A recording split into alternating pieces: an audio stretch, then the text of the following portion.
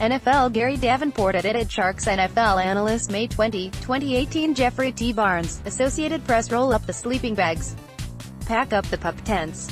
Load up the s'more supplies. It's time to go camping. Okay, that's a totally different kind of camping.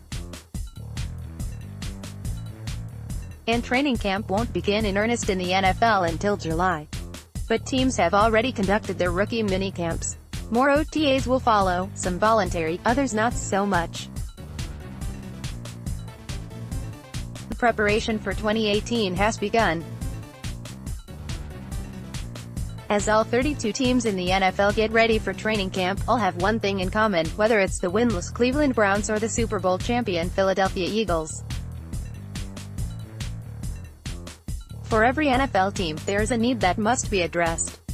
A hole that must be filled. One looming camp battle that's more important than all the rest. Matt York, Associated Press. Bradford's gone from the first overall pick in the 2010 NFL Draft to a player teams look to replace almost as soon as they acquire him.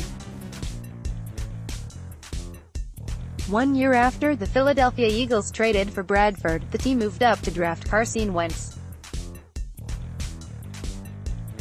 Bradford was then dealt to the Minnesota Vikings, where he started 15 games in 2016 and 2 last year before going down with a knee injury. This offseason, the Vikings signed Kirk Cousins, and Bradford was on the road again. Now, the 30-year-old finds himself in Arizona, and it's fair to wonder if he'll even get one season as starter with the fourth team of his career. The Redbirds moved up in round 1 of the 2018 draft to select UCLA signal caller Josh Rosen, and while speaking to Omar Ruiz of NFL Network, new Cardinals head coach Steve Wilks made it clear that Bradford's leash is as long as his performance dictates. "We're pushing everybody to start," he said. "I've stated this several times, Sam Bradford's our starter. We've got to go out there with 11 guys, and Sam's gonna be the first guy out there, but everybody's fighting for a position, so I'm not going to hold him back at all. I want guys competing. I want guys fighting for the starting job. Whoever ends up winning the position, that's who's gonna end up playing." The Cardinals were an 8-win team last year despite being ravaged by injuries. It's a team that can make some hay in 2018, if they get decent quarterback play. Young Kwok, Associated Press. If you're looking for dramatic training camp battles for starting spots, Atlanta probably isn't the place to look. Sure, it will be interesting to see how quickly rookie wide receiver Calvin Ridley picks up the NFL game and whether edge rusher Takrist McKinley is ready to take a big step forward in 2018, but the starting lineups on both sides of the ball are pretty much set. With one exception, the fullback position is going the way of the dinosaur and rotary phones. Many NFL teams no longer carry one at all. The Falcons had one of the best in the game during their Super Bowl run in Patrick DeMarco, but he left in free agency before the 2017 season. His absence was felt, especially in short yardage situations. This isn't to say the Falcons made a big investment at the position. Stanford's Daniel Marks and Nebraska's Luke McNitt were both undrafted free agents. Marks blocked for Christian McCaffrey and Bryce Love in Palo Alto. McNitt told Brian Christopherson of 247 Sports that the absence of a fullback on Atlanta's roster is one of the things that attracted him to the team. "They don't have a fullback on the roster right now, so I have a chance to come in and compete for a starting job," McNitt said. "I'm just all about making an active roster. One of these youngsters will make the 53-man roster. The other's NFL career may be over before it begins." Patrick Szymanski, Associated Press. There are two players the Baltimore Ravens hope will touch the ball on every snap in 2018. One is quarterback Joe Flacco. If we see rookie Lamar Jackson in games that count this season, it means something has gone wrong in Charm City. The matter of who will be snapping Flacco, and possibly Jackson, the ball is much less certain after fifth-year pro Ryan Jensen left for the Tampa Bay Buccaneers in free agency. For Ryan Mink of the team's website, the early leader to start at center is Matt Skura, who made 12 starts at right guard in place of an injured Marshall Yanda last season. Skura's natural position is in the middle, and he told Mink he's looking forward to the opportunity to show what he can do in his second year. "It's a really good opportunity for me to showcase to the coaches that I can be that leader on the offensive line and make the calls to direct guys where to go," Skura said. "I think that's the biggest thing for me." Skura will be pushed by Alex Lewis, sixth-round rookie Bradley Bozeman and possibly Nico Saragusa, but head coach John Harbaugh would surely rather see this camp battle end early and emphatically. Jeffrey T. Barnes, Associated Press. Off all the battles to start at quarterback in the NFL this summer, Buffalo's has to be the weirdest. Sure, it's possible that rookie Josh Allen winning this duel could mean that the youngster tore up training camp and proved to be much more ready for the pro game than we believed. The problem is that everything we've seen from the Wyoming quarterback indicates he isn't ready yet. He needs time to learn better mechanics and footwork and to work on progressing through his reads before delivering an accurate throw. The more likely scenario, should Allen win the job, is that free agent acquisition A.J. McCarron lost it. McCarron showed some ability in starting 4 games, including a playoff game for the Cincinnati Bengals in 2015, but the Bengals didn't think twice about letting McCarron walk once he won his grievance and was declared an unrestricted free agent this spring. In a perfect world, McCarron will play just well enough to hold Allen off and justify keeping the rookie on the bench while he develops. We don't live in a perfect world though. And after making the playoffs last year for the first time since 1999, a rough start to the season isn't going to sit well with the fanbase. Chuck Burton, Associated Press. The Carolina Panthers' hole at wide receiver isn't new. Nor is 2018 the first time the team has tried to fill it. Early draft picks Kelvin Benjamin and Devin Funchess weren't failures, but neither was or is exactly a success. With Benjamin now in Buffalo, it's back to the old drawing board, with a familiar strategy. The veteran, rookie two-step. The experienced half of the fight to start opposite Funchess' eighth-year man Torrey Smith, who won a Super Bowl with the Eagles in 2017. The good news is Smith has a 1,000-yard season on his resume. The bad news is it came in 2013, and he hasn't had even 800 yards since. Number 24 pick DJ Moore will push Smith in camp. The 6 feet, 0 inches, 210-pounder may have the most athleticism and highest ceiling of any pass catcher in the class, but like those of many first-year receivers, his route tree is a work in progress. The best case is Moore shines and seizes the job. The worst is neither does tailback Christian McCaffrey notches 221 3-yard catches in 2018. John Froschauer, Associated Press. It's a time of great change in the Windy City. Chicago Bears general manager Ryan Pace was aggressive in the offseason in improving both the weapons around 23-year-old quarterback Mitchell Trubisky and the Bears' defense. There remains a looming question in the latter regard though. With Pernell McPhee, Willie Young and Lamar Houston all gone, the Bears need an edge rusher opposite Leonard Floyd. The hope is that will be Aaron Lynch, who joined the Bears in free agency after 4 years in San Francisco. Over his first 2 NFL seasons, Lynch amassed 12.5 sacks and showed considerable potential. However, over the last 2 seasons, Lynch's production fell off a cliff. 2.5 sacks in 2 seasons is, yeah? If Lynch can't recapture past glories, the Bears may turn to rookie Kyle Pitts, who piled up 7 sacks at Utah in 2015 before injuries ruined his last 2 years. Per Colleen Kane of the Chicago Tribune, Pitts impressed at rookie minicamp. He's a kid that has a good motor, new Bears head coach Matt Nagy said of the 6 feet 4 inches, 253-pounder. He can bend well, he accelerates well, and then he has nice size, too.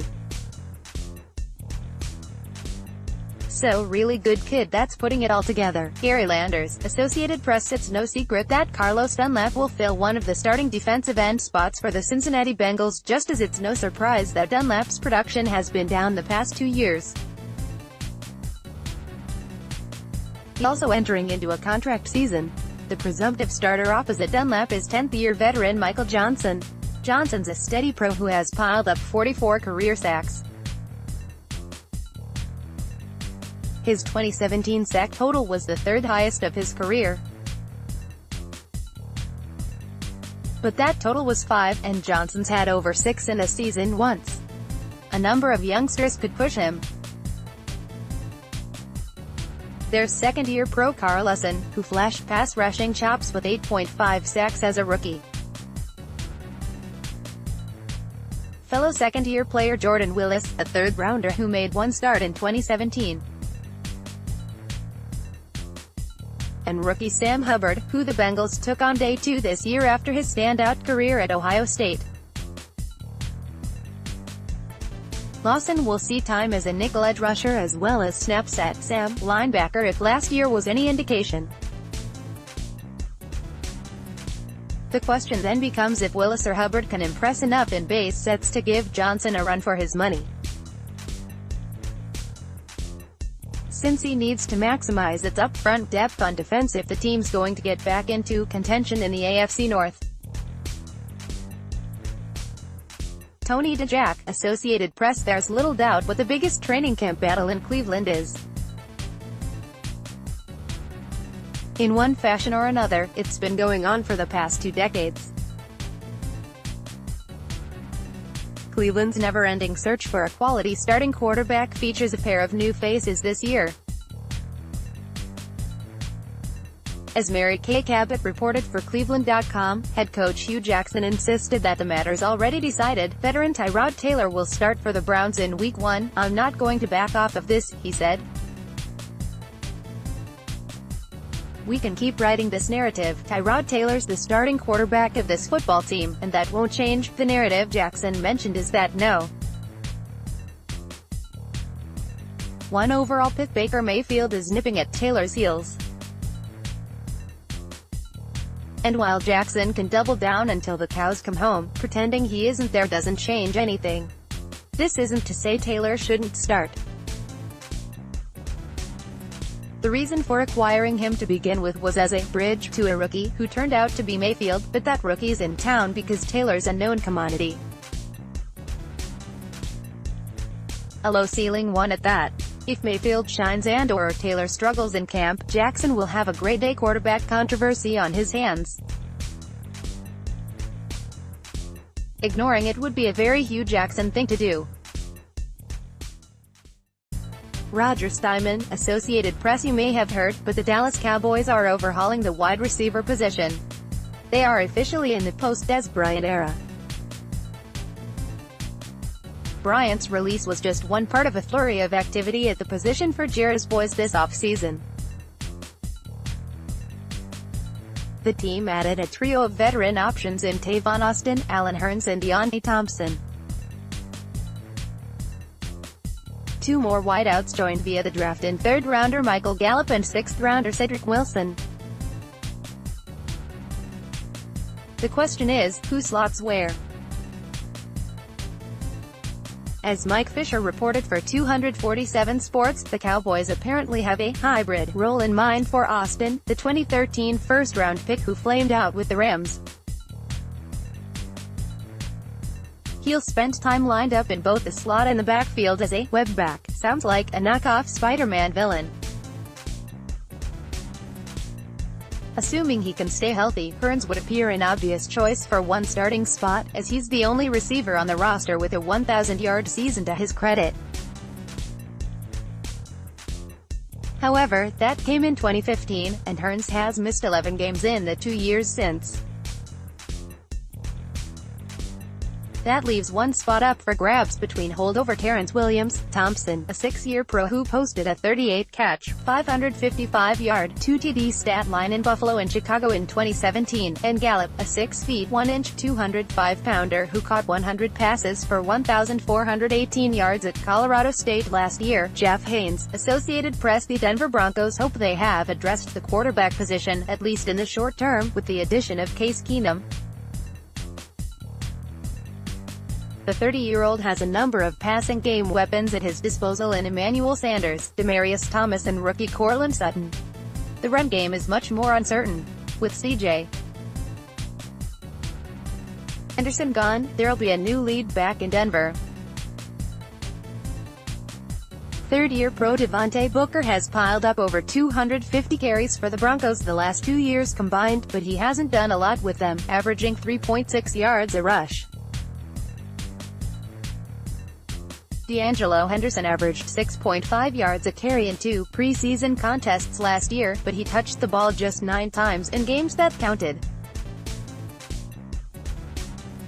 The tentative frontrunner may be rookie Royce Freeman, who averaged 6 yards a carry and piled up 1,475 rushing yards for the Oregon Ducks in 2017, his 4th straight season of over 1,000 total yards.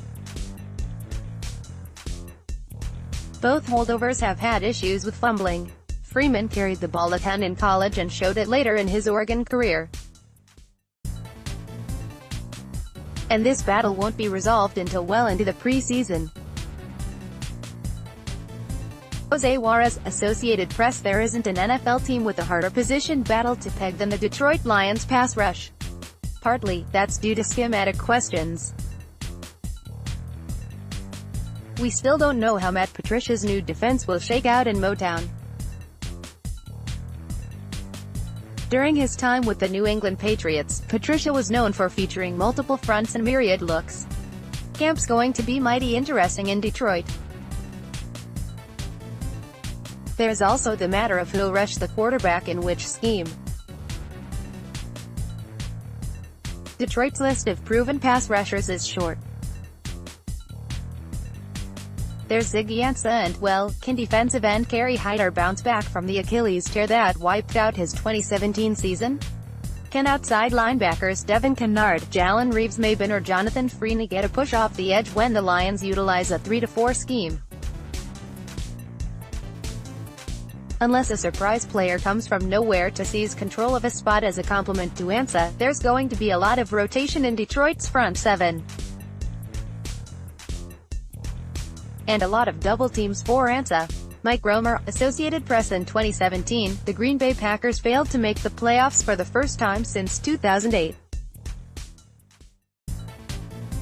An injury to quarterback Aaron Rodgers' collarbone was the down year's biggest cause, but Green Bay's 23rd ranked pass defense didn't do the Packers any favors.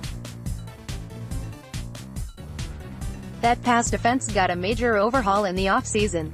First, general manager Brian Gutekunst brought back a pair of familiar faces. Tramon Williams spent the first 9 seasons of his career in Titletown before 3 years in Cleveland and Arizona.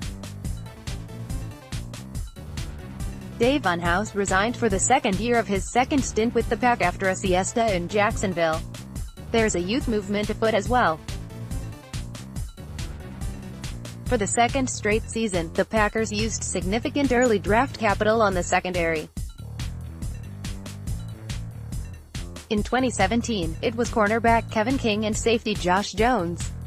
This year it's corners Jaire Alexander of Louisville and Joshua Jackson of Iowa. At 6 feet 3 inches, King's the biggest of the lot and the frontrunner for one of the outside jobs.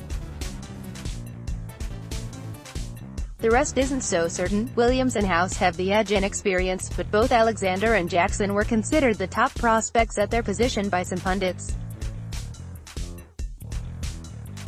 Whatever the starting lineup winds up being, the ability to go 5 deep in the defensive backfield is a good problem to have. Tim Warner, Getty Images. There's an elephant in the room where the Houston Texans are concerned. That elephant is a problem because Houston's leaky offensive line keeps letting it trample quarterback Deshaun Watson. Only the Indianapolis Colts, 56, allowed more sacks in 2017 than Houston's 54, and that has to stop. In theory, Houston's line appears improved. After 4 years in Buffalo, tackle Shantrell Henderson joined the team in free agency. For guard Zach Fulton, who started 12 games for the Kansas City Chiefs in 2017. And guard Senio Kelemeti, who started 8 games for the New Orleans Saints last year. Add in second-year pros Nick Martin and Julian Davenport, and on paper this unit looks better than last year's quintet of matadors. But games aren't played on paper. Henderson hasn't been able to recapture the form he showed as a rookie in 2014. He and Davenport could be in for a challenge from third-round rookie Martinez Rankin. If Fulton or Kelemeti struggle to acclimate to their new home, Kyle Fuller or David Quessenberry could challenge for snaps. With Watson returning from an ACL tear this summer, it's doubly important that the Texans get their best 5 linemen on the field in front of him. And that new-look line will be the storyline to watch when the Texans open camp in late July. Joe Robbins, Getty Images. If NFL success depends on winning the battle in the trenches, then it's not hard to see why the Indianapolis Colts were 4-12 last year. Both the offensive and defensive lines were horrific. And the Colts moved to a 4-3 defense under head coach Frank Reich magnifies the hole at defensive end. One spot appears sewn up.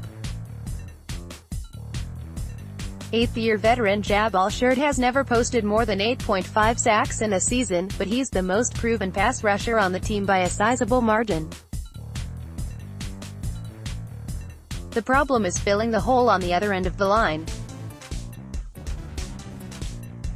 Danico Autry, who came over in free agency from Oakland, had a career-high 5 sacks a year ago.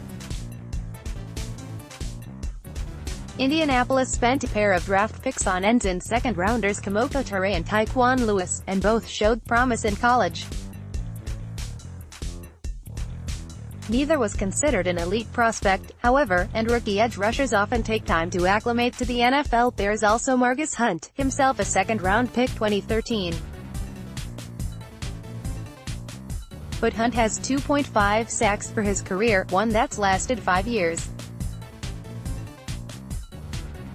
New defensive coordinator Matt Eberflus needs to figure out quickly where these players, and the other ends on the roster, fit in the rotation and which, if any, can generate consistent pressure. Because if the Colts can't, it will be another long season. Matty Meyer, Getty Images. The Jacksonville Jaguars are sailing in uncharted waters. The team is coming off a trip to the AFC Championship game. Its defense is as loaded as any, especially in the secondary. But there's at least one question mark hanging over the unit. When the Jaguars drafted Miles Jack out of UCLA in 2016, it was with a clear vision in mind. Jack would eventually replace Paul Posluszny as the Jaguars' middle linebacker. It's how things started out last year, but as the season progressed, Jack saw more time on the strong side while Paz took back over in the middle.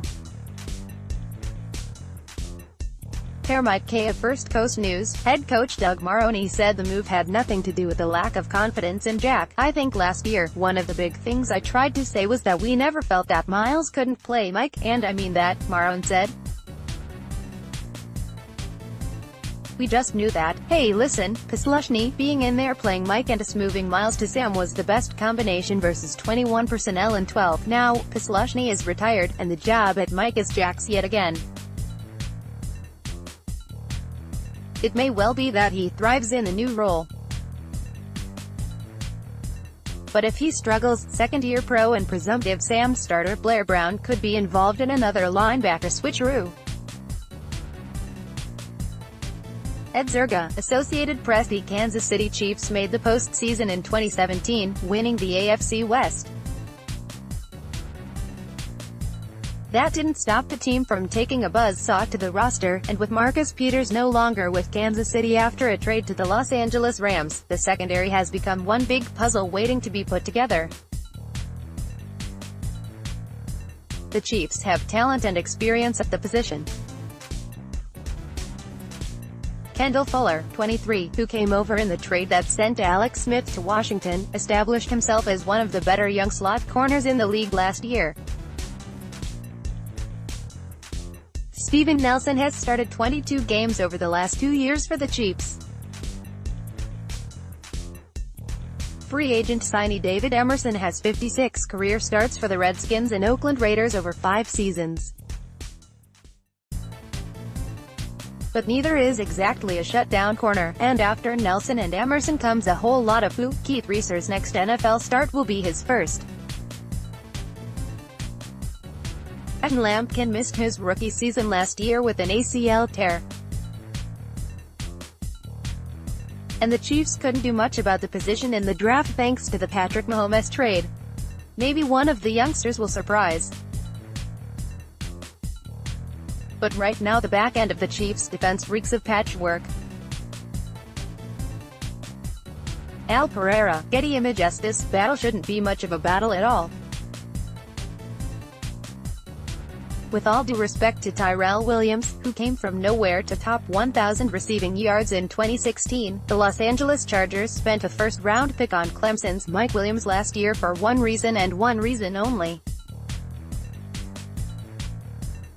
He was supposed to become the primary complement to Keenan Allen at wide receiver. However, this is the Chargers, a team so snake-bitten by injuries that it's fair to wonder if some sort of ancient curse is involved. Williams' rookie year was a wash, but he's now healthy and told ESPN.com's Eric Williams he intends to leap forward in 2018. Now that I have a full off-season, Williams said, I'm out here trying to get a lot of balls. There's a lot of motivation going into this season, not just to prove to everyone else but to prove to myself. I know I'm capable of playing in this league, so I just have to go out every day and compete, provided he can stay on the field as a sophomore. Williams, Mike, should beat out Williams, Tyrell, as the starter in 2 wide sets.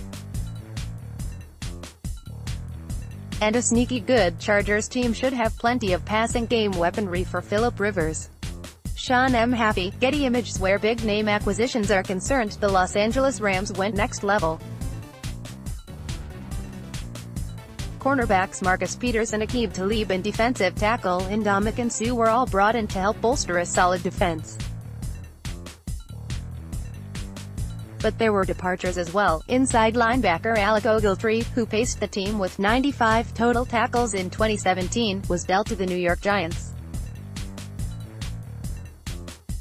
Edge rusher Robert Quinn was sent to Miami. The former left a big hole in the middle of LA's defense. And there won't be any household names arriving to fill it. Fourth-year pro Bryce Hager acquitted himself well in his lone start for the Rams in 2017. But that lone start was his first, and Hager has amassed all of 23 total stops in 3 seasons.